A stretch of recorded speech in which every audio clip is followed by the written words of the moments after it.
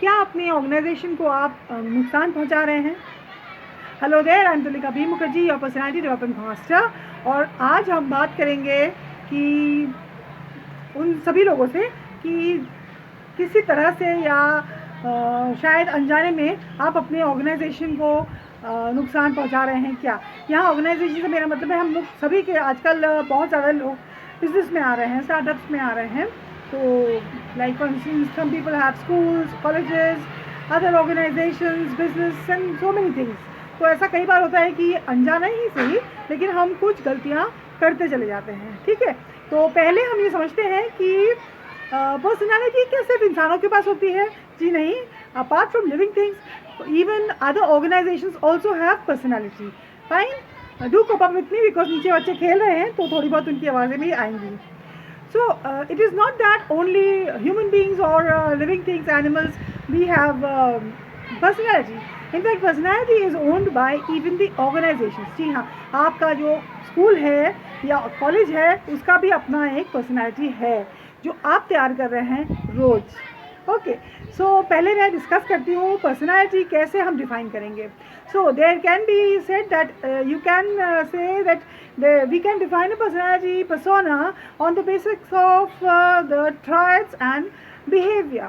Traits क्या होते हैं? Traits वो होते हैं जैसे आँखों का रंग या फिर एक्सट्रोवर्ट नेचर, इंट्रोवर्ट, ऐसा जिन चीज़ों को हम नहीं बदल सकते। ओके, और ऐसे ही बिहेवियर वो चीज़ें हैं जिसमें जिनको हम बदल सकते हैं। फॉर इंस्टेंस जैसे मैनरिज्म्स हो गए या पोलाइट होना, इम्पोलाइट होना, जो भी। फाइन, तो इसी तरह से किसी भी ऑर्गेनाइजेशन को, फॉर इंस्टेंस अगर मैं किसी स्कूल को लेती हूँ तो एक स्कूल में भी अपने एक पर्सोना होता है। तो उसका पर्सोना इज़ लाइक उसके ट्राइट्स हो गए, उसका बिल्डिंग जो हम रोज़ तो नहीं बदलेंगे ना, और उसका जो इंफ्रास्ट्रक्चर है, आसपास जो बगीचे हैं, ये सब। और जो बिहेवियर है वो होता है उसके एम्प्लॉयज़ के through. Fine, now what happens is in दोनों की वजह से ही हमारे ऑर्गेनाइजेशन का जो ट्राइट है या बिहेवियर है वो डिफाइन होता है और उसकी पर्सनैलिटी बनती है। फाइन, तो now we come to the points that are playing very important role.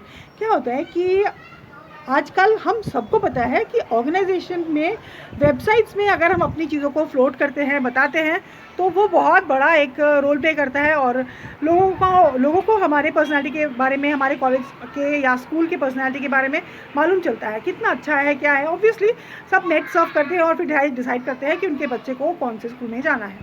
Right, अब हमने अपने वेबसाइट को बहुत अच्छे से अपडेट किया है। Everybody is looking at your website and you know they are feeling good about your website and everything. But problem कहाँ हो जाती है? जब हम कुछ गलतियाँ करते हैं। Now today I'm going to talk about only 3 mistakes that usually are done. Fine. The first which is a very very big one and that is plagiarism. ठीक है, कई बार अगर आप अपने ऑर्गेनाइजेशन में किसी भी वजह से, हो सकता है कि आपके पास you don't have the person to work for, और मे बी आपको लगता है कि आपके पास टीचर्स या स्टाफ ऐसे हैं जो काम कर सकते हैं और उनकी वजह से, उनके हेल्प से हम वेबसाइट में कुछ इन्फॉर्मेशन फ्लोट कर सकते हैं, then you are very wrong. Why? Because what happens is quite possible teachers and जो भी लिख रहा होगा वो उसको कट पेस्ट कॉपी करेगा and then you can end up into plagiarism and that is something related to forgery. You cannot afford to have that. Okay, so आज हम गलतियों पे बात कर रहे हैं. We will be talking about this topic again some other time. Second है responsibilities. Now it's very normal, very common कि जिसका काम नहीं है और अगर उसको काम दिया जाए तो वो इंसान सफ़र तो करेगा ही, साथ में उसका काम भी सफ़र करेगा. फॉर इंस्टेंस अगर आपने किसी टीचर को, इंग्लिश की टीचर है and she can do her work. So if you give the English teacher the work of a particular, building of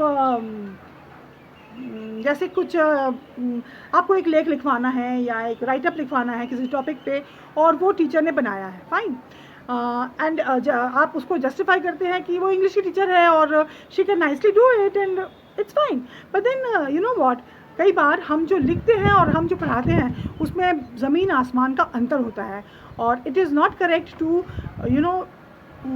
कई बार आपको अंतर भी लगा होगा कि राइटर्स क्यों राइटर्स बनते हैं, बिकॉज उनकी quality of writing is different. You cannot expect a teacher to be a very good writer. She can be, why not? She can be. But वो जो अप्रोच होता है काम के प्रति वो भी तो अलग होता है. तो जो रिस्पॉन्सिबिलिटीज़ है वो इंसान कैसे कर रहा है. और अपार्ट फ्रॉम दैट, आपका ऑर्गेनाइजेशन, आप प्रोजेक्ट कर रहे हो कि आपके बच्चे के लिए, सामने वाले आपके जो कस्टमर्स हैं उनके बच्चों के लिए आपका ऑर्गेनाइजेशन, आपका स्कूल, आपका कॉलेज बहुत अच्छा है.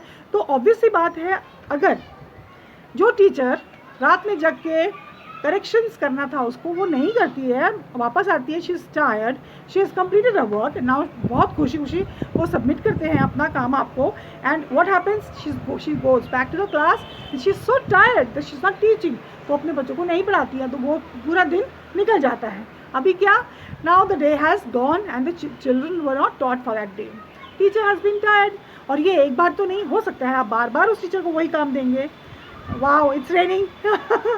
See, it's raining. Okay. So, finally, तो अभी ऐसा क्या होगा कि हमारे जो बच्चे हैं वो तो उस दिन नहीं पढ़े. लॉन्ग रन में इसके इफेक्ट्स ये हो जाएंगे कि आगे हमारे बच्चे बहुत सफ़र करेंगे. और जो टीचर का बहुत प्रोडक्टिव काम था, she was known for her work, उसका काम का ग्राफ नीचे गिरने लगेगा. क्या उसकी रिस्पॉन्सिबिलिटी आप उस टीचर को देंगे या आप खुद लेंगे?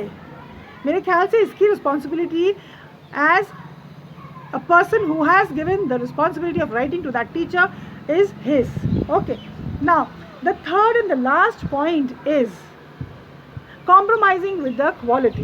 Naturally, if a person is not answerable to something, तो बहुत जायज़ सी बात है, अगर मैं किसी काम के लिए जिस नौकरी में आई हूँ वहाँ पे मैं काम नहीं कर रही हूँ, तो बहुत जायज़ सी बात है, मेरा मन भी नहीं करेगा. या फिर हो सकता है मैं लेखक नहीं हूँ, मुझे लिखना नहीं अच्छा लगता है, प्रेशर में आके, या क्योंकि मेरी नौकरी मुझे बचानी है, मैं कर रही हूँ.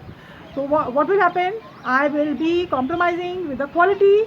एंड बिकॉज आपके पास और हाथ नहीं है या फिर आप इन्वेस्ट नहीं करना चाहते हैं. But you know, I have found some of the organisations जो क्योंकि उनको इन्वेस्ट करना पड़ेगा तो वो टीचर्स से ही काम लेते हैं. इसमें क्या होगा कि कई बार आपका जो वर्क है उसकी क्वालिटी के साथ आपको कॉम्प्रोमाइज़ करना पड़ेगा. So I think there are major reasons behind it. और आज हमने 2-3 लिए हैं, आगे और भी कुछ लेंगे. Okay, so with that I come to an end of this video, this episode of mine. Please like, share, subscribe and comment. Do comment because आपके कमेंट से काफ़ी फ़र्क पड़ता है. और जो छोटी छोटी गलतियाँ होती हैं उनको भी हम ठीक कर पाते हैं और टॉपिक भी मिलते हैं. Thank you. So please like, share, comment and do subscribe. Till then, bye bye, stay safe.